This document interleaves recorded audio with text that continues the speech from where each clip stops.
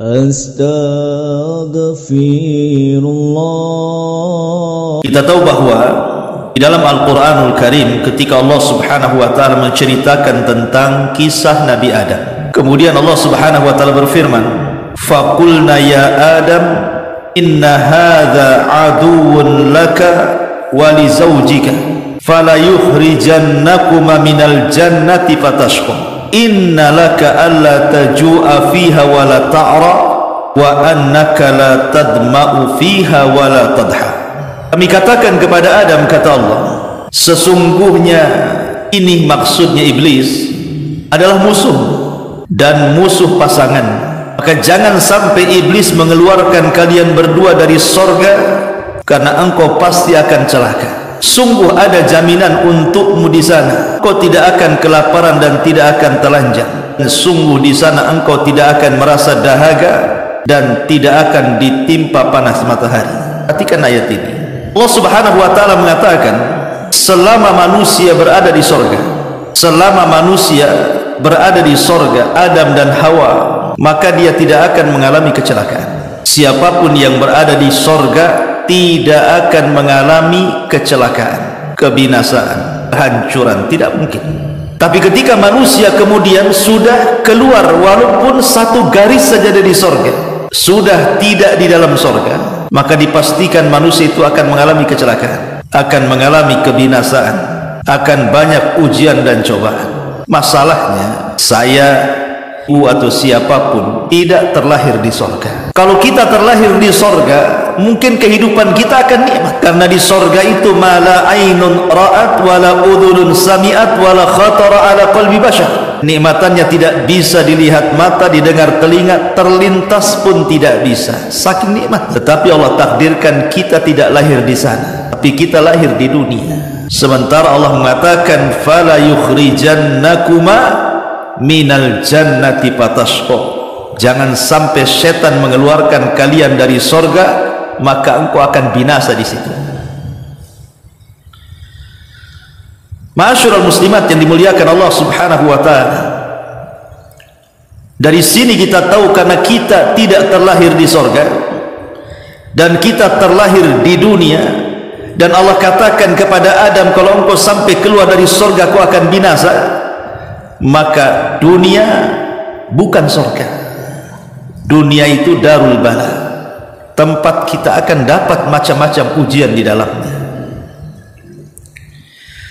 Ma'asyiral muslimat yang dimuliakan Allah azza wa jalla, akan tetapi walaupun Allah subhanahu wa ta'ala katakan laqad khalaqnal insana fi kabad, sungguh Allah subhanahu wa ta'ala menciptakan manusia ini fi kabad, dalam kondisi susah payah. Ketika kita berada di perut ibu kita saja sudah susah tuh, bahkan nyusahin orang tua. Dibuatnya orang tua tidak bisa tidur, tidak bisa nyenyak, sakit, susah jalan, susah baring, dan begitu seterusnya, bahkan susah makan, mual. Ketika kita lahir nyusahin lagi. Ketika kita sudah beranjak menuju remaja, susah lagi kita, karena kita perlu pendidikan,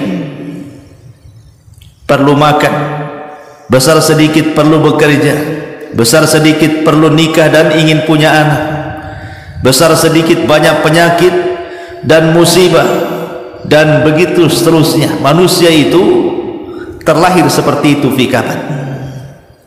Tetapi bukan berarti Allah subhanahu wa ta'ala ketika memberikan ujian kepada kita supaya kita susah terus, tidak. Karena ujian yang Allah berikan kepada kita itu tidak banyak, sedikit. Lebih banyak senangnya sebenarnya kalau kita mau berpikir. Karena coba kita renungkan sedikit ya,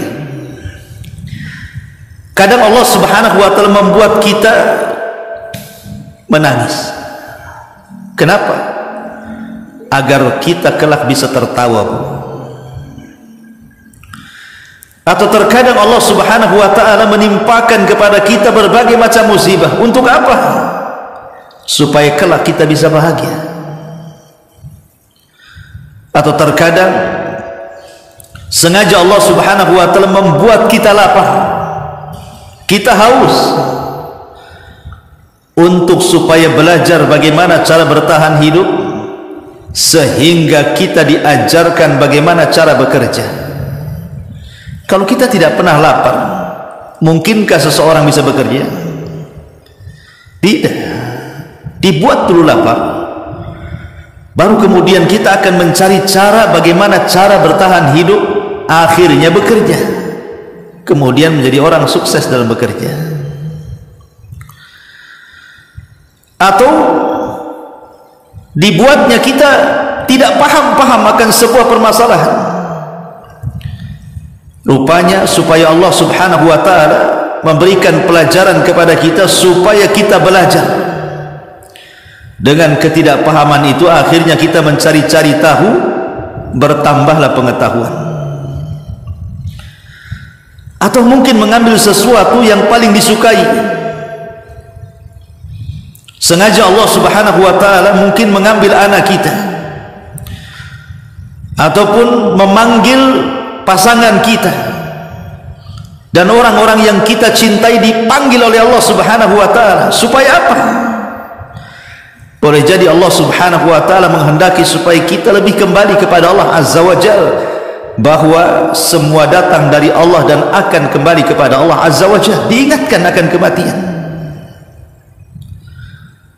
Ma'asyiral muslimat yang dimuliakan Allah Subhanahu wa taala, maka jangan pernah menghadapi sebuah musibah itu dipandang musibah, tapi pandanglah musibah itu sebuah tarbiyah, bahwa di sana ada hikmah yang kita tidak tahu. Allah Subhanahu wa taala mempersiapkan segalanya untuk hambanya. Ma'asyiral muslimat yang dimuliakan Allah Azza wa Jalla, di sini mu'allif rahimahullahu taala mencantumkan satu dalil dalam Al-Qur'anul Karim, dan inilah pembahasan kita. Di dalam surah Al-Baqarah, di dalam surah Al-Baqarah, tepatnya pada ayat ke 155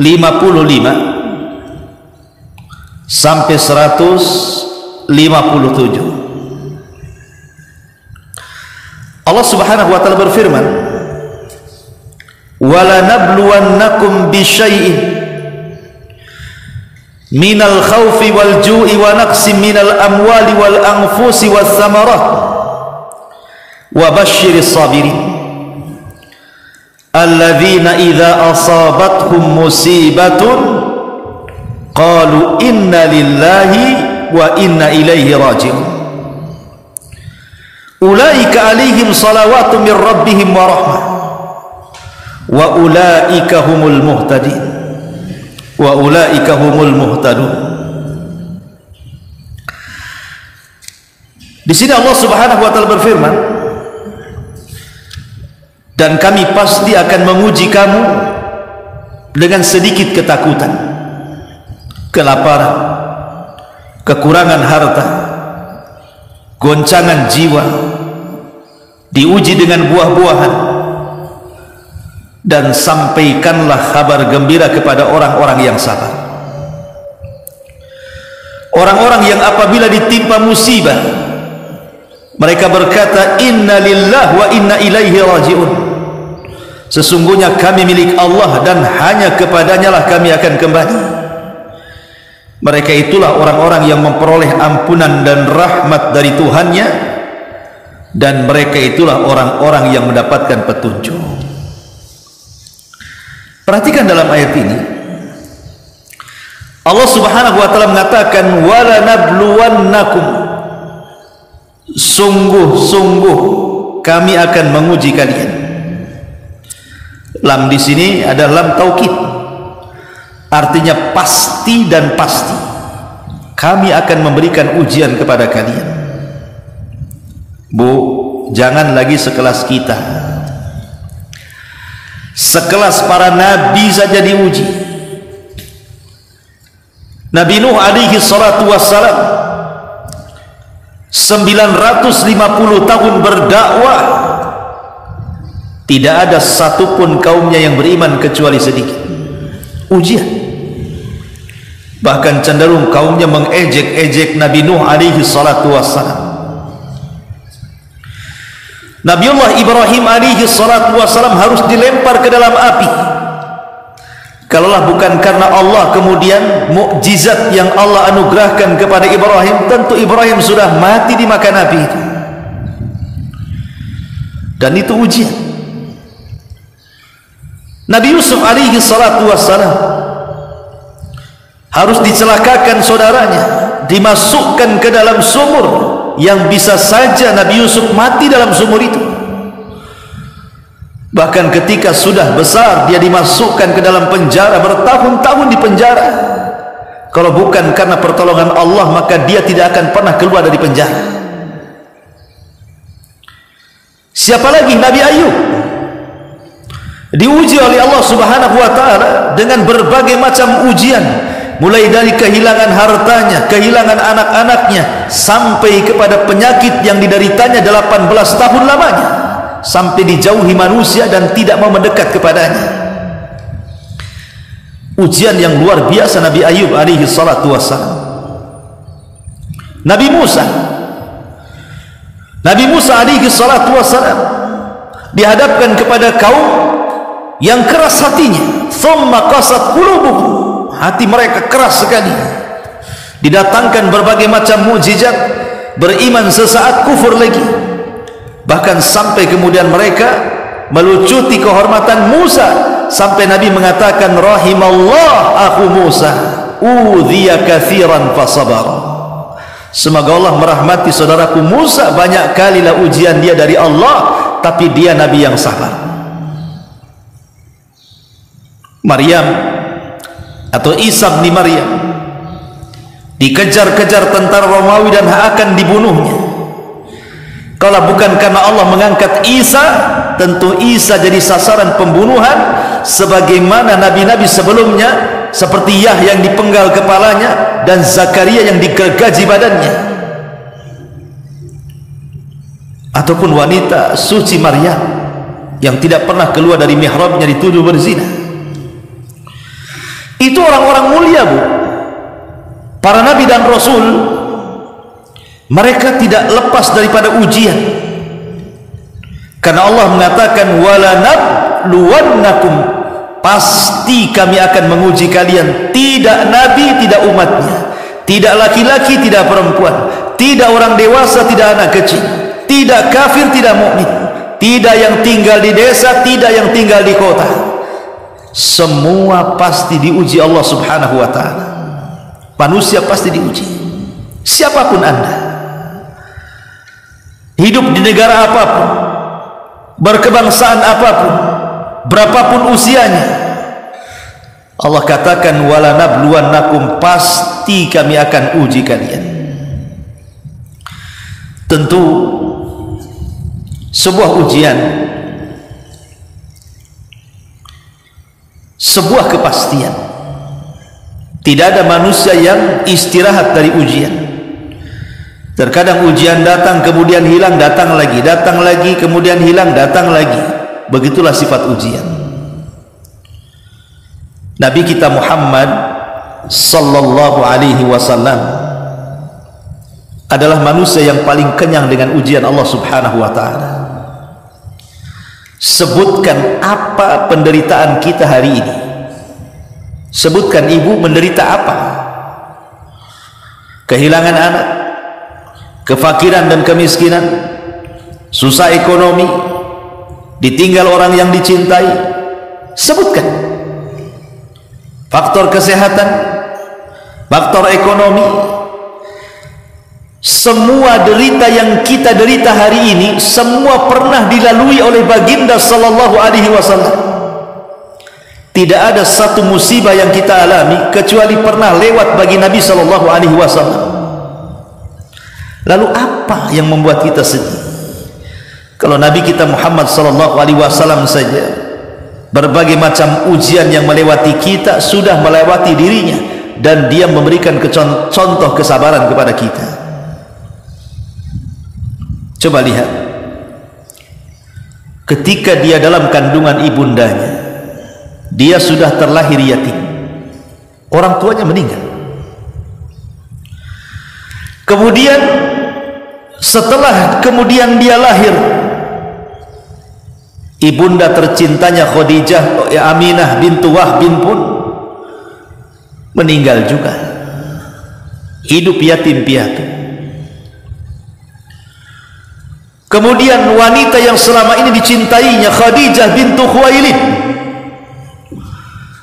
yang Aisyah radhiyallahu anha saat cemburu kepada Khadijah, Rasul menjelaskan keistimewaan Khadijah dan mengatakan dia wanita yang beriman saat manusia kufur, dia wanita yang pertama membenarkan saat manusia mendustakan, dia wanita yang menginfakkan hartanya di saat manusia bakhil, dan dari rahimnya lahirlah keturunanku, kata Rasul.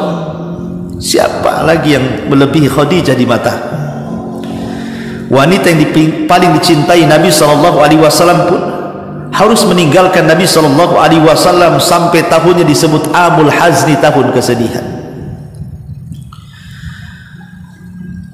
Ketika kemudian Khadijah meninggal, rupanya Allah Subhanahu wa ta'ala datangkan lagi musibah kepada Rasul.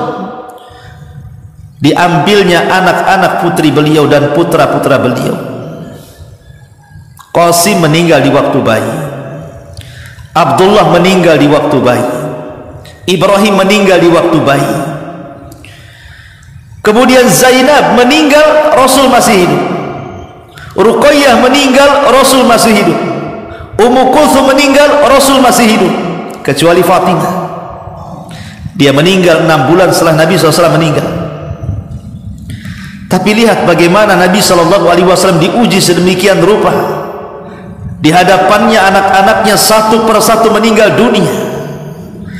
Jadi kalau seandainya ada orang yang sedih gara-gara ditinggal mati oleh orang yang dicintainya, Nabi kita loh, ayahnya meninggal, ibunya meninggal, istrinya meninggal, anak-anaknya meninggal, pamannya meninggal, kakeknya meninggal.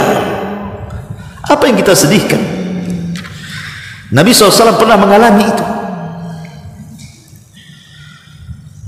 Bahkan Nabi SAW kalau cerita masalah ekonomi, Rasul pernah kelaparan.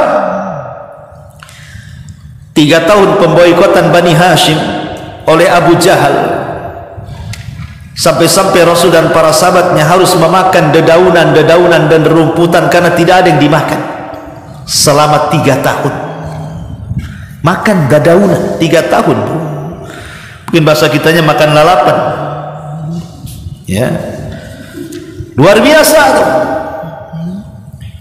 Bahkan Aisyah radhiyallahu anha pernah mengatakan, pernah lewat kepada kami al-hilal tilwal hilal tilwal hilal, kata Aisyah, telah lewat bulan, lewat lagi bulan, lewat lagi bulan, dan tidak ada satupun asap yang mengepul di dapurku. 3 bulan berturut-turut Aisyah tidak masak, karena tidak ada yang dimasak. Kalau ibu tidak masak karena COD, ya bu ya, kenapa tak masak? COD katanya, udah dipesan tuh di aplikasi, 5 menit lagi datang katanya. Kalau Aisyah radhiyallahu anha tidak masak, memang tidak ada yang bisa dimasak. Artinya Nabi SAW diuji dengan kelaparan. Satu hari Nabi keluar, tengah hari keluar berjumpa dengan Abu Bakar dan Umar. Kata Nabi SAW, wa ma akhrajakuma, apa yang membuat anda keluar wahai Abu Bakar, Umar? Kata Rasul. Kata Abu Bakar, ju' ya Rasul, lapar wahai Rasul. Kemudian keduanya bertanya, wa ma akhrajaka ya Rasulullah, lalu apa maksudnya kau keluar juga siang-siang ini? Kata Nabi SAW, alasan kalian keluar itu pula alasan diriku keluar, katanya. Sama-sama lapar. Kemudian disingkap baju Nabi, 2 batu dililitkan di perut Nabi. Jadi kalau Nabi SAW tidak pernah kenyang hidupnya, ketika di usia belasan tahun menjadi penggembala kambing, susah hidupnya. Lalu apa yang disedihkan oleh orang-orang susah? Nabi pun pernah susah, bertahun-tahun lagi susah. Tapi Rasul memberikan kepada kita satu pelajaran. Dunia harus dilewati. Inna ma'al usri yusra. Di balik kesulitan itu kelak akan ada kemudahan. Di balik keperitan itu pasti ada kebahagiaan. Apalagi ketika Nabi SAW berada di Mekah,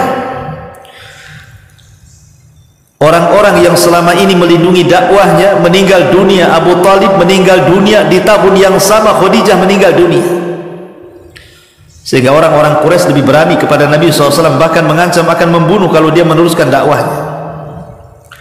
Terpaksalah Nabi SAW berpindah tempat.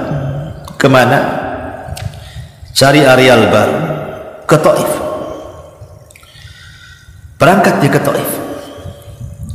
Sampai di Taif, bukannya dapat perlindungan dari orang-orang Taif, bukannya orang-orang Taif menerima dakwahnya, yang ada mulai anak-anak, perempuan, laki-laki, muda, tua, semua mengusir Nabi.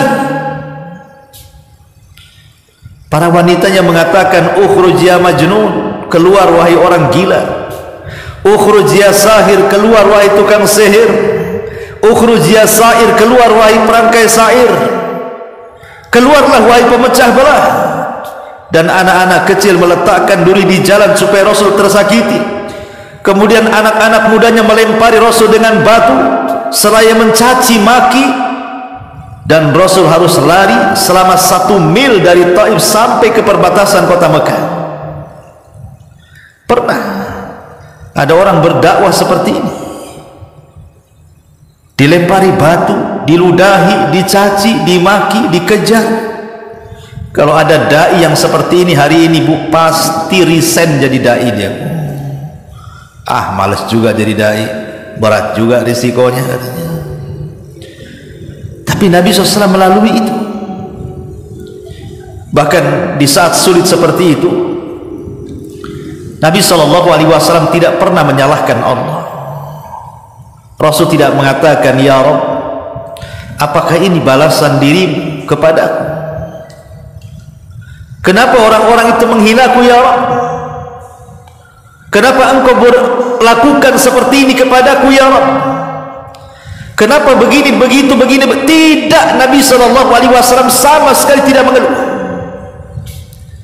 Kalau kita kan suka mengeluh, Bu, ya Bu.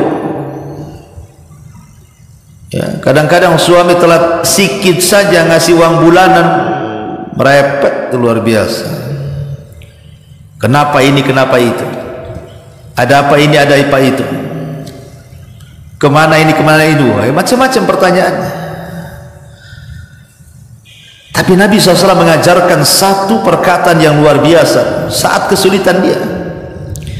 Dia mengatakan, Allahumma ilaika ashku dha'fa quwwati wa qillata hilati wa hawani 'alan nas. Ya arhamar rahimin, anta rabbul mustad'afina wa anta rabbi, ila man takiluni, ila ba'idin yatajahhamuni am ila aduwin malaktahu amri, illam yakun bika alayya ghadabun fala ubali, walakin afiyataka hiya awsa'u li, a'udhu binurik wajhika alladhi asrakat lahu dhulumat wa saluha alaihi amrud dunya wal akhirah min an tunzila bi ghadabaka aw yahila alayya sakhatuka lakal utba hatta tarda wala hawla wala quwata illa bi. Lihat bagaimana Rasul menghibur dirinya saat dia disakiti orang-orang Taif. Kata Rasul, ya Allah, kepadamu kuadukan kelemahan kekuatan, kepadamu kuadukan kekuranganku akan siasatku, dan kuadukan kepadamu karena ketidakberdayaan diriku menghadapi manusia ya Allah. Wahai Zat yang maha pengasih di antara maha pengasih, Tuhan orang-orang yang lemah, Engkau Tuhanku, kepada siapa hendak Kau serahkan diriku? Kepada saudaraku yang bermuka masam kepadaku, atau kepada musuh yang kau kuasakan urusanku kepadanya? Jika engkau tidak marah kepadaku ya Allah, maka aku tidak akan peduli apapun sikap orang kepadaku. Hanya saja ampunanmu lebih luas bagiku. Aku berlindung dengan cahaya wajahmu yang menyinar semua kegelapan, sehingga dengannya menjadi baik urusan dunia dan akhirat dari kemarahanmu kepadaku atau tidak terimamu atas diriku. Milikmulah keridhaan engkau, ridha tidak ada daya dan upaya kecuali milikmu ya Allah. Lihat bagaimana sikap Nabi, luar biasa ya. Diuji dengan sedemikian rupa, Rasul tetap tenang mengadukan urusannya kepada Allah Azza wa Jalla, dan itu tauhid. Itulah tauhid. Ma'asyiral muslimat yang dimuliakan Allah Subhanahu wa taala. Belum lagi Nabi SAW dihina, dicaci, dimaki, bahkan dikejar-kejar, mau dibunuh lagi, bahkan diusir dari kota Mekah kelahirannya. Akhirnya terpaksa hijrah ke kota Madinah. Harus hijrah berhari-hari, perjalanan yang paling bahaya seumur hidupnya, akhtarul hijrah. Sebahaya bahaya hijrah para nabi, hijrahnya Nabi kita Muhammad sallallahu alaihi wasallam. Belum lagi difitnah kehormatannya, istrinya dituduh berzina, Ummul Mukminin Aisyah radhiyallahu anha dengan Safwan ibn Mu'attil. Belum lagi di hadapannya teman-temannya dibantai seperti keluarga Ammar ibn Yasir, habis dibantai Abu Jahal. Sumayyah mati di tangan Abu Jahal, Yasir mati di tangan Abu Jahal, tinggal Ammar ibn Yasir anaknya. Dan itu disaksikan Nabi SAW bagaimana para sahabatnya disiksa sedemikian rupa. Belum lagi selama dakwahnya, berbagai macam rintangan, tantangan, halangan, macam-macam dihadapi Nabi SAW. Seolah-olah sejak diangkat menjadi Nabi sampai wafatnya Rasul tidak pernah punya ketenangan. Ya, karena kita tahu bahwa Allah Subhanahu wa ta'ala hendak memberikan contoh kepada kita lewat nabinya. Beginilah cara kita menghadapi ujian dari Allah Subhanahu wa ta'ala. Makanya apa yang membuat kita sedih? Susah ekonomi, Rasul pernah fakir. Sedih gara-gara orang yang kita cintai meninggalkan, mati kita, Rasul pernah ditinggal mati keluarganya. Apalagi dicaci maki orang, Rasul lebih dicaci maki lagi, dikatakan gila, dikatakan tukang sihir, dikatakan dukun. Apalagi sebutkan. Tapi kita tidak pernah mengalami apa yang dialami Nabi kan.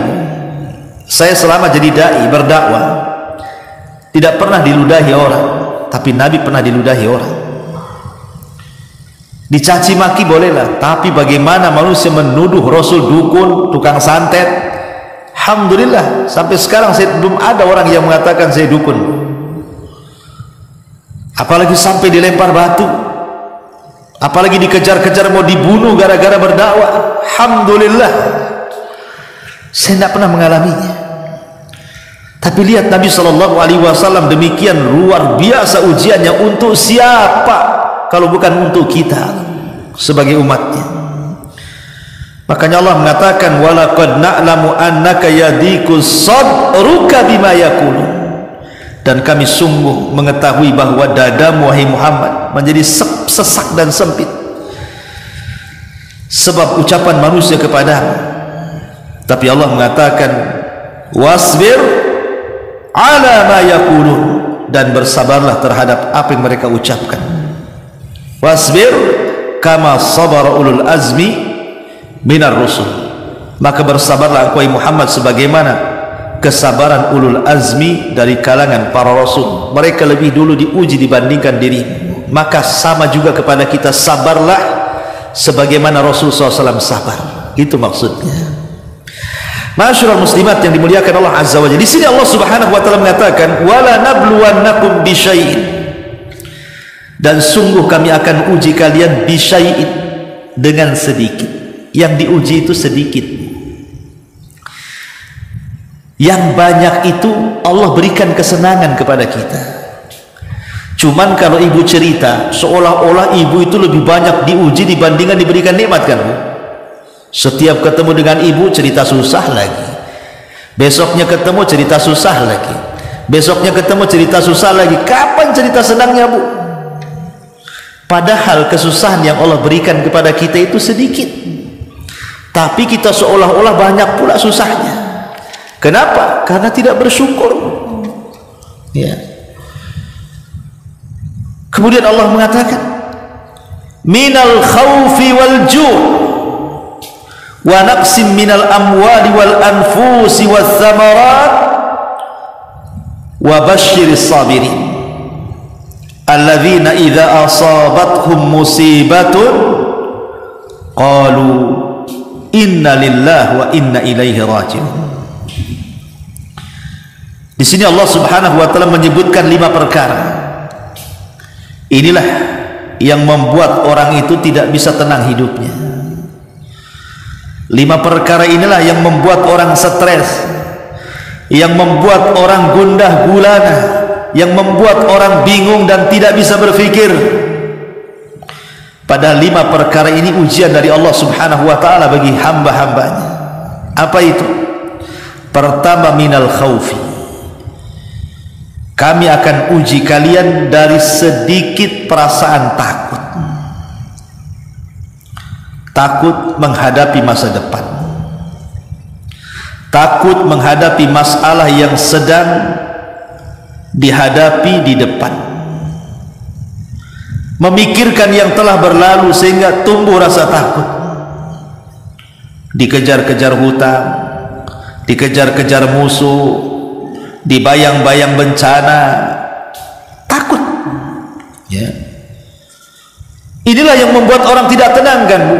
Rasa takut yang berlebihan.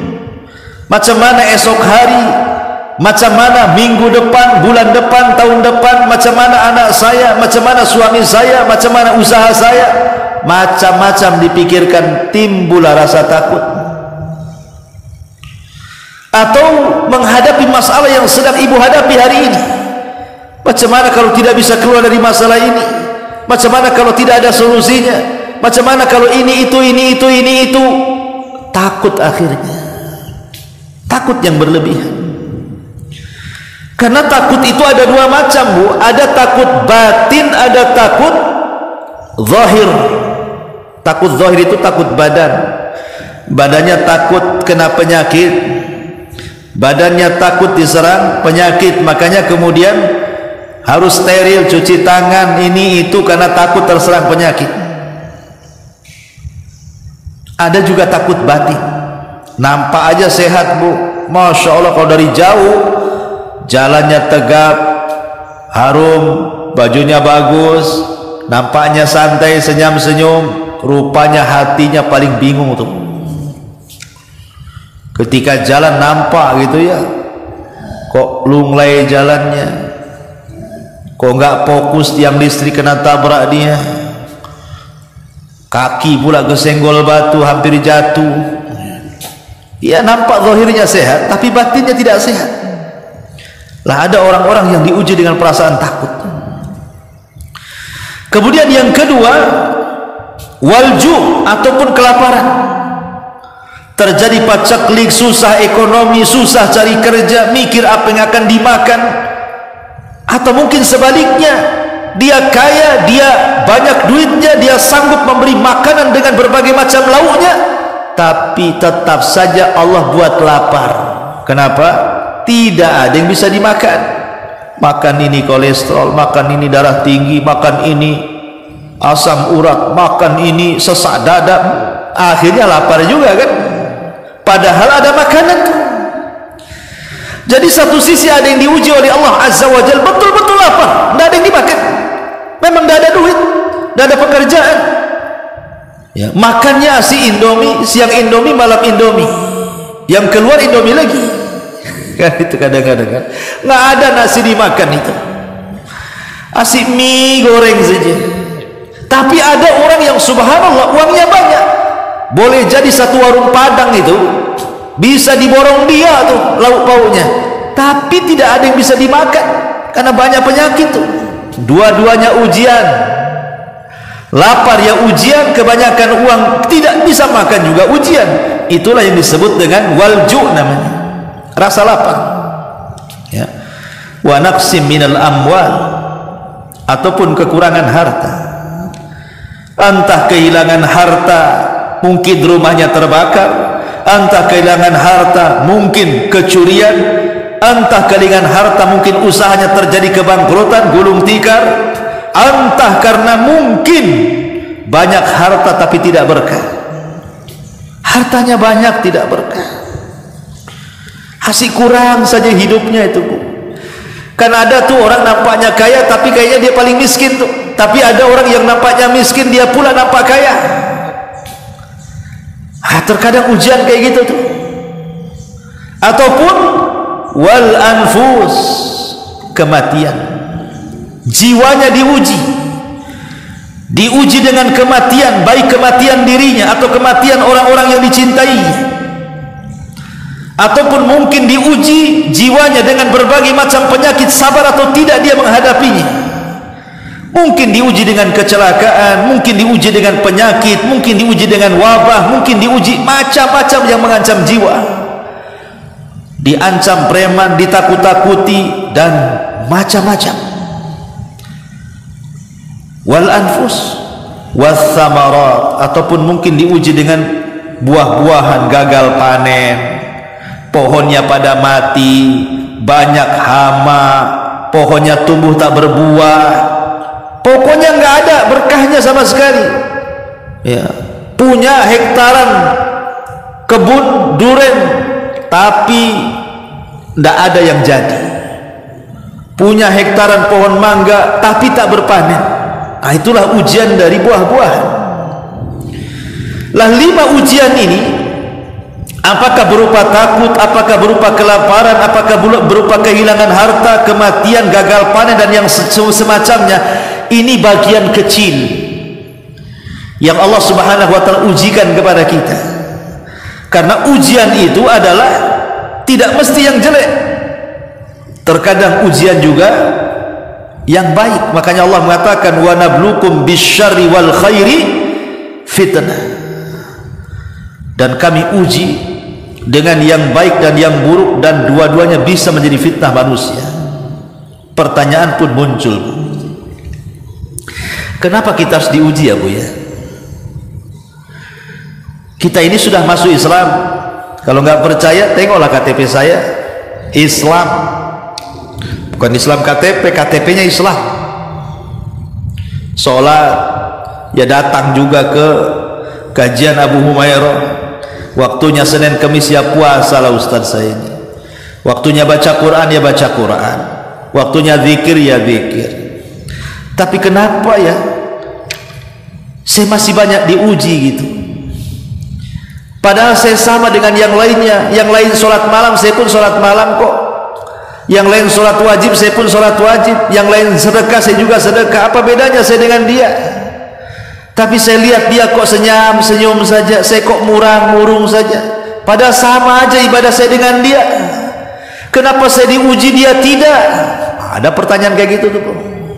Jawabannya, Allah mengatakan dalam Al-Quran, ahasiban nas an yutraku an yaqulu amanna wa hum la yuftanun. Apakah manusia mengira bahwa mereka akan dibiarkan hanya dengan mengatakan kami telah beriman kemudian mereka tidak diuji? Tidak. Walaqad fattannal ladzina min qablihim fala ya'lamanna Allahu alladzina sadaqu wala ya'lamannal kadzibin.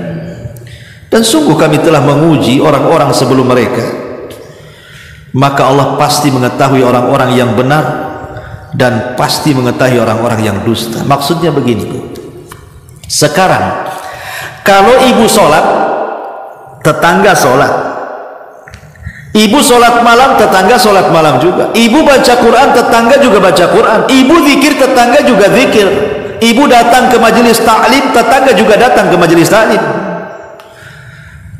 Untuk membedakan ibu dengan dia itu macam mana caranya Bu? supaya ibu beda. Jadi sholatnya ibu dengan sholatnya dia, bagaimana cara bedakannya? Puasa ibu dengan puasa dia, bagaimana cara membedakannya? Ibu hadir di majelis taklim dengan dia hadir di majelis taklim, itu macam mana cara membedakannya? Cara membedakannya ketika Allah berikan ujian kepada kita. Baru di situ nanti terbedakan tuh, oh sholat saya beda dengan sholat dia, puasa saya beda dengan puasa dia, hadirnya saya di majelis taklim beda dengan hadirnya dia di majelis taklim, zikirnya saya beda dengan zikir dia. Dengan ujian itu terbedakan antara kita dengan mereka. Disitulah Allah menguji supaya Allah tahu siapa di antara ibu yang ria, siapa yang ikhlas, siapa yang benar keimanannya, siapa yang dusta keimanannya, siapa yang bohong-bohongan, siapa yang serius, siapa yang karena Allah, siapa yang bukan karena Allah, siapa yang ini, siapa yang itu. Dengan ujian itulah tersingkap mana yang berjalan di atas kebenaran dan mana yang berjalan di atas kedustaan. Itulah fungsinya ujian di sini. Kalau ibu tidak diuji, ya macam mana uji sholat ibu tuh? Dengan ada ujian disitulah ibu teruji sholatnya, ibu teruji zikirnya, baca Qur'annya, ibadahnya teruji di situ. Apakah ibadahnya itu bisa menenteramkan hati, lebih mendekatkan diri kepada Allah, ataukah tidak? Dikasih ujian. Rupanya banyak orang yang ahli ibadah tumbang dengan ujian. Sekali diuji sudah tidak sholat lagi, sudah tidak baca Quran lagi, sudah tidak zikir lagi, tidak lagi hadir di majelis taklim. Berarti terbedakan ibu ibadah karena siapa tuh. Itulah kenapa kita perlu diuji, supaya teruji ibadah kita ini. Ma'asyiral muslimat yang dimuliakan Allah Azza wa Jalla, dan perlu diketahui bahwa ada rahasia besar kenapa kita harus bersyukur kita ini diuji. Ya, ma'asyiral muslimat yang dimuliakan Allah Subhanahu wa taala, Adam di sorga dengan Adam di dunia, bagus mana? Bagus Adam di dunia. Karena di dunia Adam kemudian bermaksiat dan Allah Subhanahu wa taala ampuni dosanya, dan Allah angkat dia menjadi orang yang paling mulia. Innallaha astafa Adam, Allah jadikan dia orang pilihan. Kalau di sorga tidak jadi orang pilihan. Artinya bahwa ketika orang diuji oleh Allah, terkadang akan jauh lebih baik lagi. Seperti Adam di sorga gak ada ujian, tapi ketika dia keluar dari sorga dan ke dunia, nampak ujiannya dan ia lolos dari ujian sehingga Allah pilih menjadi makhluk terbaik. Innallaha astafa Adam, Allah pilih Adam. Begini bu ya, tidak semua ujian itu jelek, karena terkadang ujian itu disebut satu nafas dengan ampunan. Ujian itu disebut satu nafas dengan ampunan, ampunan dari Allah Subhanahu wa taala. Terkadang kita banyak dosa bu, susah mau tobat, mau istighfar. Akhirnya makin tumpuk-tumpuklah dosa kita ini, karena berdosa tapi tak mau tobat, berdosa tapi tak mau istighfar. Lah terkadang datangnya ujian itu disebut satu nafas dengan ampunan. Contoh umpamanya hadis Abu Hurairah radhiyallahu anhu, Nabi SAW mengatakan, ma yazalul bala bil mu'mini wal mu'minati fi nafsihi wa waladihi wa malihi hatta yalqallah wa ma alaihi khati'ah. Kata Nabi, ujian selalu bersama dengan orang-orang laki-laki yang beriman dan juga perempuan yang beriman, baik dalam dirinya, baik ujian itu pada anak-anaknya, baik ujian itu pada hartanya, sampai dia berjumpa dengan Allah dalam keadaan tidak mempunyai satu pun kesalahan, karena dikikis dengan ujiannya. Ingat, ujian itu selalu disebut satu nafas dengan ampunan. Bersyukurlah kalau diuji hakikatnya menggugurkan dosa kita. Ketika orang itu banyak diuji, lepas satu datang ujian lain, lepas ujian lain datang lagi yang lainnya, datang lain, sampai betul-betul tidak ada satu dosa yang tersisa dalam badan kita, dan kita menghadap Allah sudah tidak punya kesalahan. Kan enak tuh ya, tanpa bertobat, cukup ikhlas dengan ujian, sudah tidak punya dosa. Yang kedua, bahwa di balik ujian itu ada kebaikan. Nabi mengatakan, man yuridillahu bihi khairan yusib minhu. Barang siapa yang diinginkan oleh Allah kebaikannya, maka Allah akan mengujinya. Barang siapa yang Allah kehendaki kebaikan pada hidupnya, pasti Allah akan mengujinya. Artinya ujian itu disebut satu nafas dengan datangnya kebaikan dari Allah. Kemudian yang ketiga, bahwa ujian itu tanda cinta Allah kepada kita. Sebagaimana ibu punya anak, ibu sekolahkan, padahal tahu sekolah itu kan pagi bangun, nanti belajar, malam lagi, kadang-kadang lelah nengok anak kita belajar itu kan. Tetapi kan orang tua bukan berarti kemudian hendak menghina anaknya kan, tapi justru demi kebaikan anaknya kan, dipisahkan jauh-jauh, disekolahkan di mana, dipesantrenkan di mana gitu kan. Nggak mungkinlah orang tua memberikan ujian seperti itu supaya anaknya celaka, tidak kan, untuk masa depan dia. Sama juga dengan Allah kepada kita. Jadi Allah Subhanahu wa ta'ala itu kalau cinta dengan kita, pasti Allah akan berikan ujian itu. Makanya Rasul mengatakan, inna idhamil jaza ma idhamil bala, wa inna allaha idha habba qauman ibtalahum faman radiya falahu ridha wa man sakhita falahu sukhtu. Sesungguhnya besarnya pahala sesuai dengan besarnya ujian. Jika Allah mencintai sebuah kaum, maka dia akan mengujinya. Kalau dia redha, Allah redha. Kalau dia murka, Allah juga murka. Lihat bagaimana di balik ujian itu menunjukkan tanda cintanya Allah kepada kita. Dan yang terakhir ini yang paling penting, terkadang ujian itu diberikan di dunia itu dalam rangka Allah menyegerakan siksaan bagi kita di dunia, supaya ketika di akhirat kita sudah tidak disiksa lagi. Makanya Nabi mengatakan, idza aradallahu bi abdihi al-khaira ajjala lahu al-uqubah fid dunya wal akhirah, ajjalallahu al-uqubata fid dunya, wa idza aradallahu bi abdihi syarra amsaka anhu bi dzambihi hatta yuwafiya yaumal qiyamah. Kalau seandainya Allah menginginkan untuk hambanya kebaikan, niscaya dia akan menyegerakan hukumannya bagi hamba tersebut di dunia. Namun jika Allah menginginkan kejelekan untuk seorang hamba, niscaya Allah akan menahan dosa-dosanya sampai terkumpul dan akan dibalaskan dengan sempurna kelak pada hari kiamat. Na'udzubillah.